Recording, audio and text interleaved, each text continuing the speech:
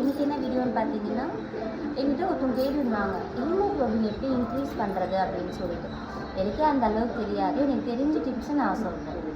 First வந்துட்டு நான்வெஜ்ஜில் பார்த்தீங்க அப்படின்னா சுவரொட்டி. பட் சுவரொட்டி கிடைக்கிறது ரொம்ப ரேர். அது இருந்தால் கண்டிப்பாக அது ரொம்ப நல்லாவே இன்க்ரீஸ் பண்ணும். அப்படி இல்லை அப்படின்னா mutton liver, chicken liver, mutton இது எல்லாத்துலேயுமே வந்து நல்லா பிளட் இன்க்ரீஸ் ஆகும். கண்டிப்பாக வந்து உங்களுக்கு கொடுத்துருக்க அயன் டேப்லெட் நீங்கள் எடுத்துக்கோங்க.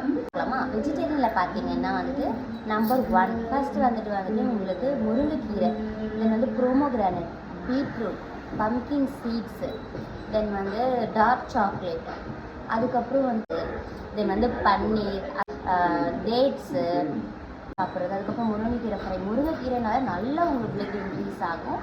தென் வந்துட்டு இப்போது நீங்கள் டீ காஃபி எடுக்கிறீங்க அப்படின்னா அயன் டேப்லெட் போடும்போது உங்களுக்கு அந்த அளவுக்கு ரிசல்ட் இருக்காதுன்னு சொல்லி டாக்டரும் சொல்லியிருந்தாங்க.